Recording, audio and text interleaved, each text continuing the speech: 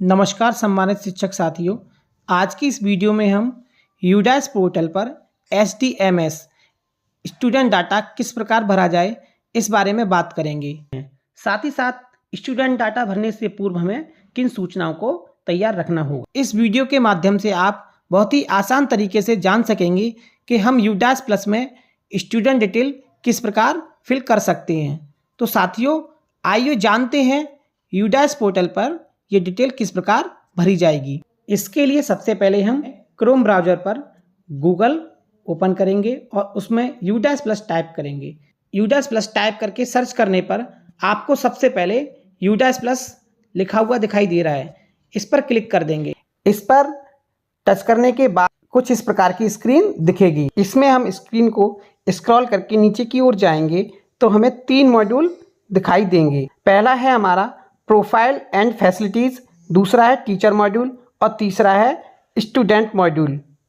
Profile facilities पर हम पहले ही कार्य कर चुके हैं, टीचर मॉड्यूल पर भी हम काम कर चुके हैं। इसके बाद हमें अब स्टूडेंट मॉड्यूल पर काम करना है। तो स्टूडेंट मॉड्यूल के इस आइकन पर आपको ये यहाँ पे सेलेक्ट करने के लिए स्क्रॉल बार दिख रहा है। इसमें हम जब टच करेंगे तो हमें स्टेट दिखने लगेंगे। इसमें हमें उत्तर प्रदेश को सिलेक्ट करना है और आगे सर्च करना है। सर्च करने पर हम login for student database management system HDMS module Uttar Pradesh के पेज पर पहुंच जाएंगे और यहां पर आप जब क्लिक करेंगे तो इसके बाद आप यूडाइस प्लस की साइन इन पेज पर पहुंच जाएंगे। यहां आप अपने विद्यालय की यूजर आईडी, पासवर्ड और कैप्चा को भरेंगे। यूजर आईडी में आपको अपने विद्यालय का यूडाइस कोड और पासवर्ड में आपने जब पहले टीचर मॉड्यूल और फैसिलिटीज़ ऑप्शन पर काम किया था वही पासवर्ड यहाँ पर आपको डालना होगा।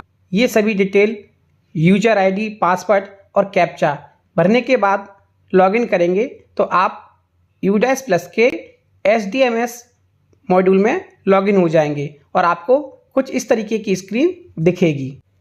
यहाँ पर सबसे पहले आपको स्कूल के बारे में इंफॉर्मेशन दिखेगी, जिसमें category, class, school type, management और MOI, academic start date, academic end date और इस तरीके की कुछ इन्फॉर्मेशन आपको दिखेंगी। अगर ये आपकी सभी डिटेल सही हैं तो आप यहाँ पर इसको क्लोज कर देंगे और अगर इसमें कुछ आपको गलत दिख रहा है तो आप अपने BRC को सूचित करके ये चीज़ें सही करा सकते हैं, क्योंकि इनको टीचर लॉगिन से सही नहीं किया जा सकता। और अगर सब सही है तो आप इसे क्लोज करके आगे बढ़ेंगे।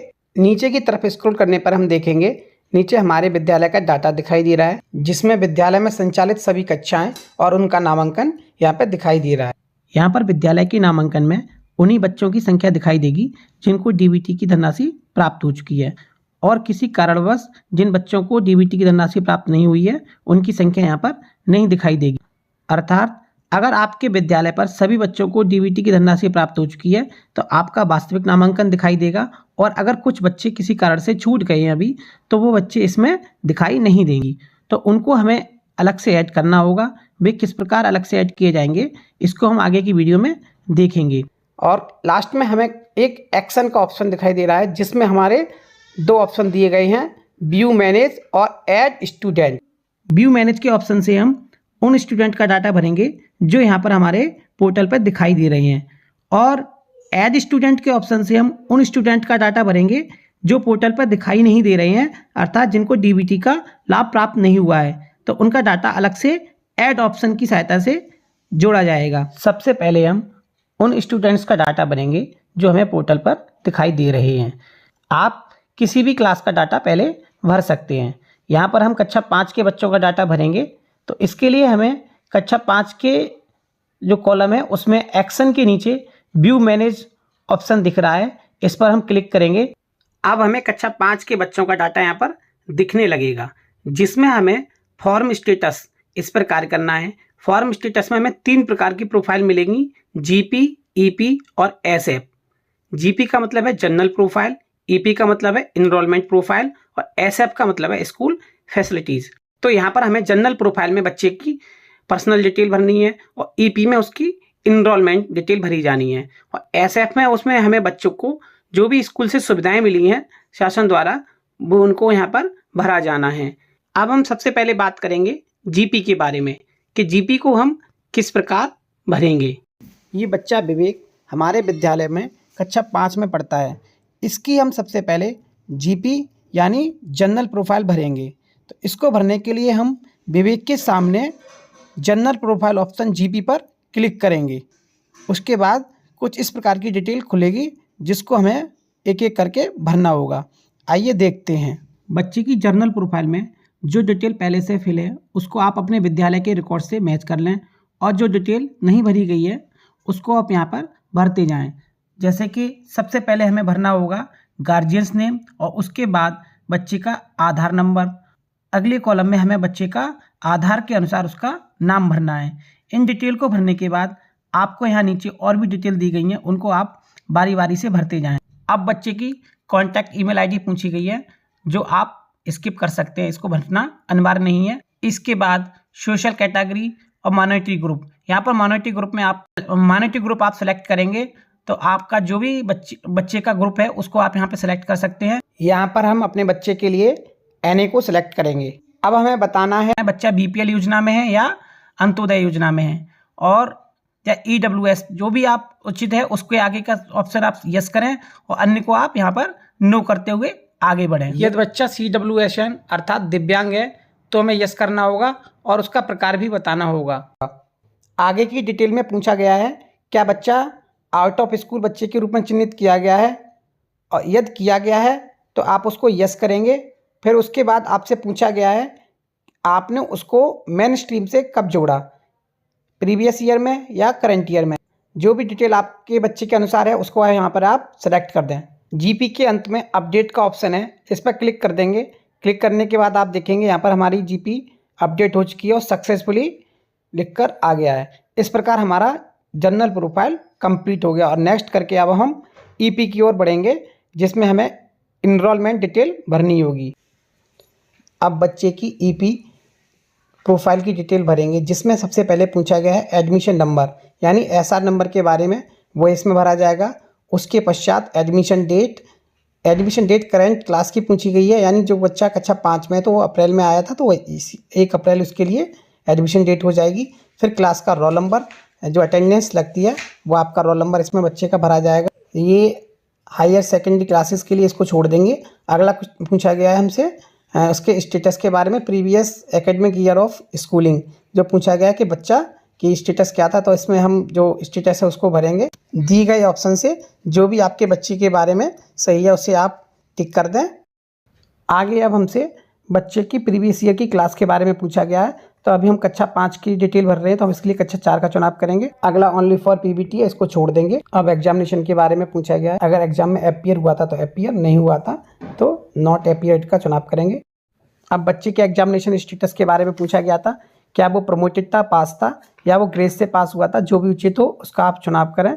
और फिर उसके बाद उसने कितने मार्क्स प्राप्त किए इन परसेंटेज में आपको यहाँ पे भरना होगा। अंत में बच्चे की स्कूलिंग यानी प्रीवियस ईयर में बच्चा कितने दिन आया, अटेंडेंस पूछी गई है, इसको हम भरेंगे।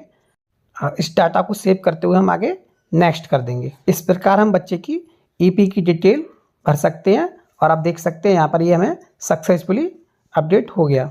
नेक्स्ट पर क्लिक करके हम SF स्कूल फैसिलिटीज़ प्रोफाइल का डाटा भरेंगे। इसमें वर्तमान सत्र के लिए बच्चे को मिलने वाली सुविधाओं के बारे में पूछा गया है। जो भी सुविधाएं बच्चे को प्राप्त हुई हैं जैसे फ्री टेक्स्ट बुक्स, यूनिफॉर्म, उसके बारे में टिक करेंगे। और उसके बाद नेक्स्ट क्वेश्चन में बच्चे को प्राप्त स्कॉलरशिप के बारे में पूछा गया। अगर बच्चे को किसी भी प्रकार की कोई स्कॉलरशिप प्राप्त हुई है तो उस पर यस करेंगे, अन्यथा उन सभी पे नो करते हुए आगे बढ़ेंगे। अगर आपका बच्चा CWSN के रूप में चिन्हित है तो उसको कुछ सुविधाएं प्राप्त हुई होंगी, इनमें से उसको टिक करेंगे। आगे पूछा गया है क्या बच्चा SLD के रूप में चिन्हित है, और यदि है तो यस करेंगे, अन्यथा नो करेंगे। और यस की कंडीशन में आपको उसका टाइप भी बताना होगा। आगे ASD और ADHD के बारे में पूछा गया है। अगर इनमें से बच्चे में किसी भी प्रकार का टाइप है तो आप बच्चे को उसमें यस करेंगे, अन्यथा नो करेंगे। उसके पश्चात और यदि बच्चा किसी भी प्रकार की एक्स्ट्रा एक्टिविटी में इन्वॉल्व रहता है तो उस पर यस करेंगे, और उसको मेंटर मिला है तो उस पर भी यस करेंगे, अन्यथा की स्थिति में दोनों टाइप में नो भरेंगे। इसके बाद पूछा गया है क्या बच्चे ने किसी भी प्रकार के कंपटीशन में पार्टिसिपेट किया है, स्टेट लेवल वगैरह जो भी, अगर इनमें से कुछ है तो यस करेंगे, अन्यथा नो। अंतिम प्रश्न में NCC और NSS के बारे में पूछा गया है। चूँकि प्राथमिक विद्यालयों में इस प्रकार की एक्टिविटी नहीं होती हैं, तो इसमें हम नो कर देंगे और आगे सेव करते हुए नेक्स्ट करेंगे। तो इस प्रकार हम SF प्रोफाइल को फिल कर सकते हैं और ये सक्सेसफुली अपडेट हो गया है। अब ये जो हमारा विवेक बच्चा था उसकी तीनों प्रोफाइल अपडेट हो गई हैं। नेक्स्ट करके आप देख सकते हैं कि हमारी तीनों प्रोफाइल पे अब ग्रीन आ रहा है। तो साथियों, इस प्रकार आप एक एक करके सभी स्टूडेंट का डाटा यूडाइस पोर्टल पे अपडेट कर सकते हैं। ऊपर की ओर स्क्रॉल करने पर आप देखेंगे ये हमें PDF का ऑप्शन दिखाई दे रहा है।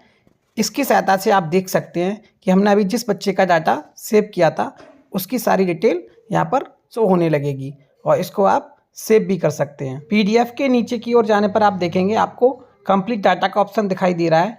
इस पर क्लिक करके आपका डाटा पोर्टल पे सबमिट हो जाएगा।